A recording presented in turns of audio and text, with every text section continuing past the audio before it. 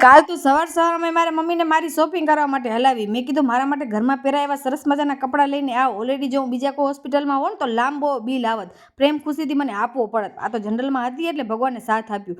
મને એમ થયું કે મને જેમાં ખુશી મળે ને પહેલાં એ કામ કરું. મને કપડાં લેવાથી બહુ મજા આવે. તો મેં એ શોપિંગ કરી અને મનને ખુશ કર્યું. પછી ખુશમ ખુશ થારી આવી ગઈ. જેમ કે આનામાં બધું સરસ મજાની આજે રસોઈ હતી. હવે હું બધાના નામ નથી બોલતી, તમે બધા જોઈ લો શું છે ને શું. મને કોઈ જાતની વસ્તુ ખાવા પીવાની ડૉક્ટરે ના નથી કરી. બધું ખાઓ પીઓ અને હેલ્ધી રહ્યો. હેલ્ધી રહેવામાં એવું છે કે માનસિક રીતે કેમ હેલ્ધી રહેવું, કંટાળો આવે છે બેસી બેસીને. હવે હું બરોબર છું યાર, પણ હવે કેમ સમજાવું. હા, ફિઝિકલ રીતે અને મેન્ટલ રીતે થોડોક હવે વાર લાગશે.